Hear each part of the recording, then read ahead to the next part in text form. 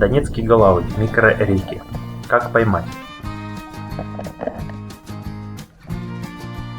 Не будем растекаться мыслью по древу с глубокомысленными высказываниями в духе «чтобы поймать, голавль должен быть в наличии, и его должно быть много» и тому подобное.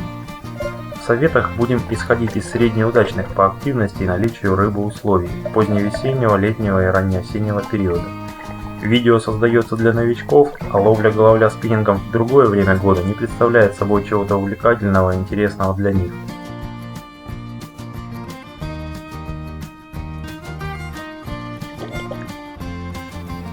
Соблюдение следующих условий поможет насладиться мощными поклевками в духе «отдай спиннинг» и азартной борьбой с этой сильной рыбой. Первое условие. Место ловли. Привлекательный для активности головля участок всегда будет иметь на береговой линии или в течении отличие от основного русла.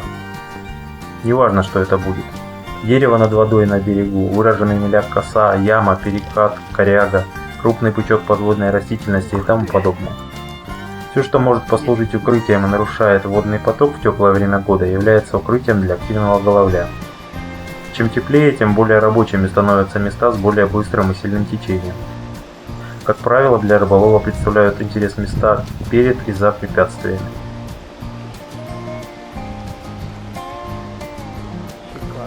В случае внешних отличий, например, нависающего над водой дерева, куста или скалы, кроме границ, будет работать вся площадь аномалии.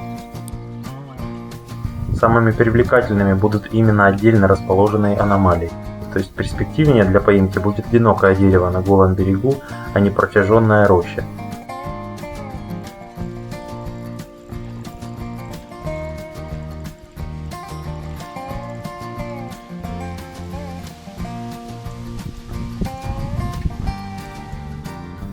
Участок реки, представляющий собой ровную трубу, вряд ли будет интересен, если только в нем нет незаметной внешней ямы или небольших препятствий на дне, но такое случается крайне редко. Также на однообразном отрезке реки могут находиться временно проходные особи. Но тратить время на такие участки, кроме проводки вдоль уреза прибрежной травы, обычно смысла не имеет.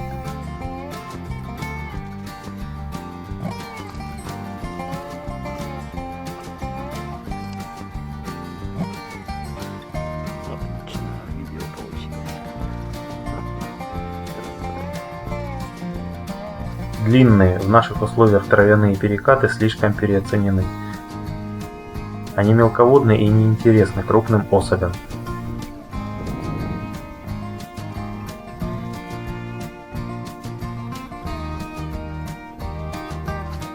Редко, когда в светлое время суток на них заходят особи крупнее полкило.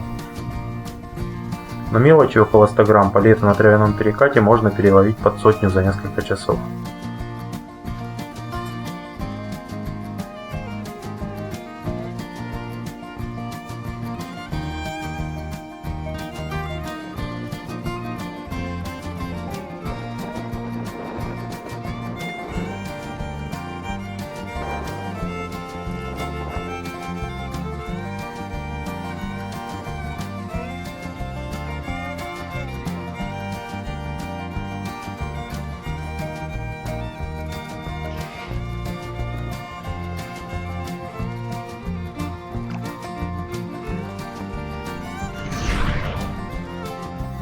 Второе. Время суток.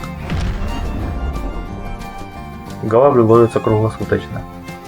но время самой большой активности может отличаться на различных реках и участках. Активность крупных особей, особенно в жаркое время года, привязана чаще ко времени сумерек, утренних и вечерних, и ночи. Активность мелкого максимально высока по высокому солнцу.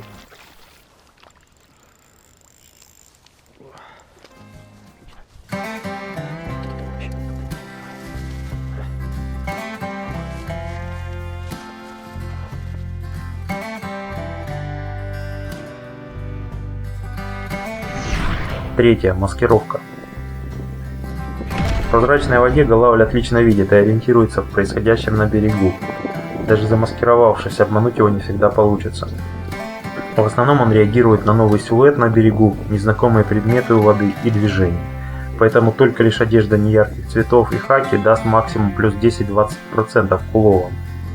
Для увеличения эффективности нужно следовать следующим правилам. На перспективное место лучше подходить медленно, аккуратно переступая ногами, стараясь поменьше шуметь и топать. Нужно максимально использовать на подходе естественные препятствия в качестве укрытий. Кусты, деревья, камыш, скалы. При возможности забросы также стоит производить из-за них. Если таковых не имеется, уменьшать высоту своего силуэта, согнувшись, а также использовать подход на корточках, вплоть до 1-2 первых забросов проводок. Потревоженный голавль перестает реагировать на приманки, даже если и остается в месте своей стоянки. Иногда может сопровождать приманку, даже вплоть до спиннингиста, но практически никогда не хватает ее. Банальная, много раз повторенная истина, но факт. Более 90% поимок головля на малых и микрореках происходит на первом забросе при подходе. Если головли вас заметили и поэтому не реагируют на приманки, а если вы их видите, то 90% вероятности, что они вас видят уже давно, то можно подождать, при этом поменьше и помягче двигаясь на подходе, и сократив забросы до 1 в несколько минут, пока головль привыкнет к новому предмету на берегу и начнет проявлять активность, но на это может уйти от 10 до 30 минут, что для ходовой рыбалки непродуктивно. Тем более, чем крупнее голавль, тем он пугливее. Крупные особи, более 1 кг, увидев человека, уходят на несколько часов.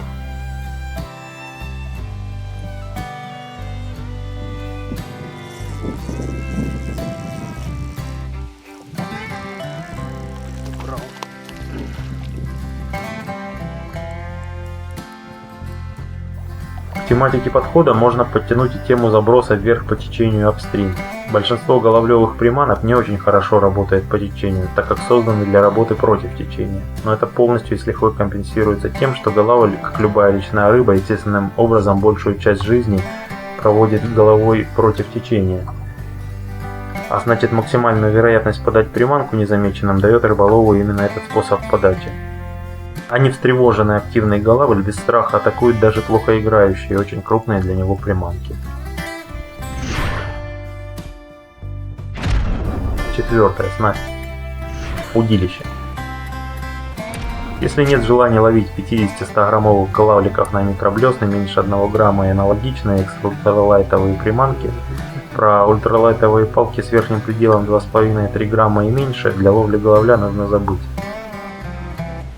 Для ловли нашего донецкого головля среднего размера 250-300 грамм и выше актуальны либо стримовые форелевые спиннинги, либо просто быстрые и среднебыстрые универсальные надежные непритязательные палки в тесте от 2 до 8 грамм при длине 1,7-1,8 метра для ходовых рыбалок на сильно заросших берегах и до 2 метра 30 сантиметров в тех же реальных тестах для открытой местности.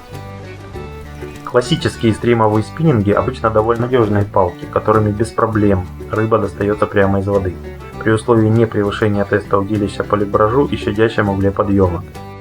Спускаться за каждой небольшой рыбой в воду, камыши и тому подобное непродуктивно потраченное время, а в летнее время поимок запросто может быть несколько десятков. Сверхбыстрые же бланки аджингового типа не подходят ни для проводки головлевых приманок, ни для иногда осторожных прикусываний головля при небольшой его активности, давая очень много сходов. В плане качественных проводок и результата даже так называемая китайская лапша будет лучше себя вести на головлевых рыбалках, чем японские ставредные колы. Нить. Весной и осенью, когда растительности поменьше, на удилищах тестом от 2 до 8 грамма для ловли нашего головля уместно использовать 0,4 по Японии нитку в размерности аналогичной YGK Upgrade. Летом логичнее брать 0,6 по YGK, чтобы была возможность продирать подводную растительность.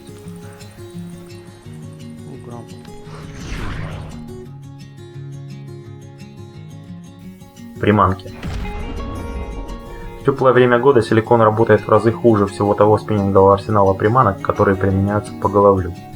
Самыми универсальными, дальнобойными и недорогими приманками являются форелевые и прочие микроблесна от 2 до 6 грамм весом.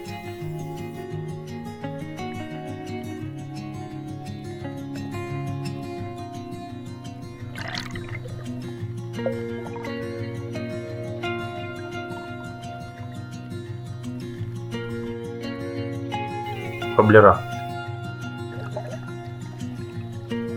Кренки, Shadow и Minnow от 2 до 5 грамм.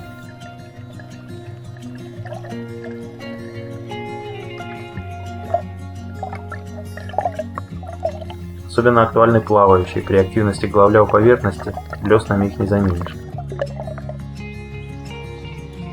И диповые для проработки ям. Опять же, подать небольшую блесну на нужную глубину в яму не всегда представляется возможным. Она сдувается течением.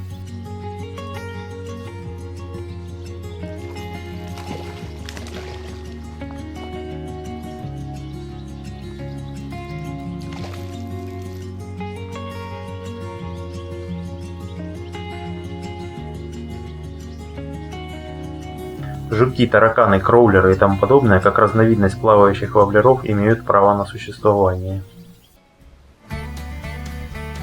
Блесна вертушки.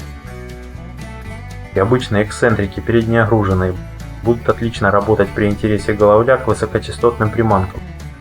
Но классические вертушки типа Mepps Aglia крутят нитку и для постоянного использования при ловле не на монолеску не годятся.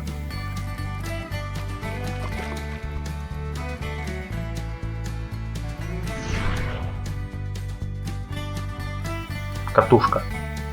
Для ловли головля кренками свыше 4 грамм, блеснами свыше 5 грамм и блеснами вертушками я бы советовал использовать безинерционные катушки Daiwa и Shimano в современной размерности не меньше 2,5 C3000.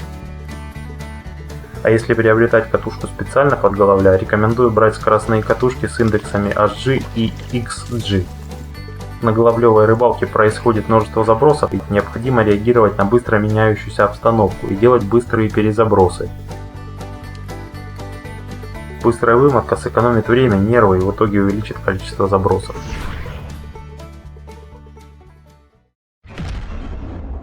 Пятое условие.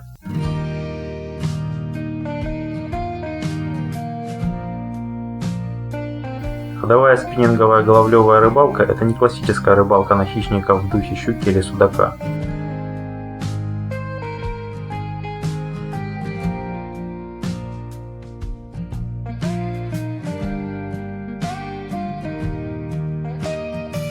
Это прежде всего прогулка.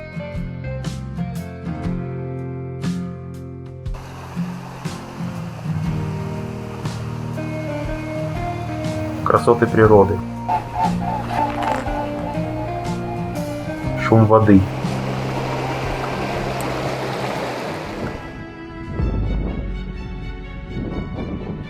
Ветер, солнце. Течение. Прозрачная вода перекатов.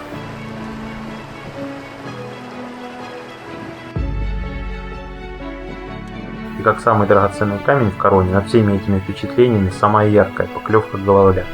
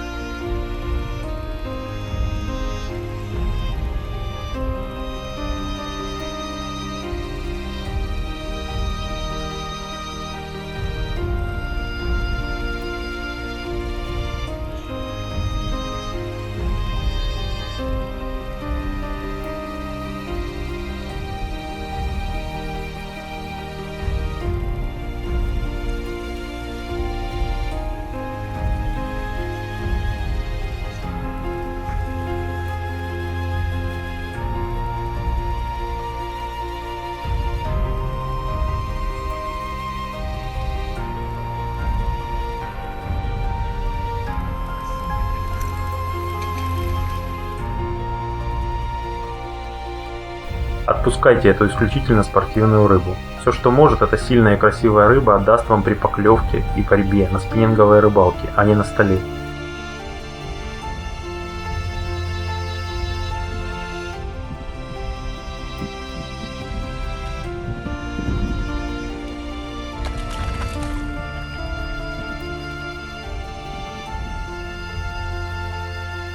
Поэтому не забывайте главное правило. Голавль ловится только у тех, кто его отпускает.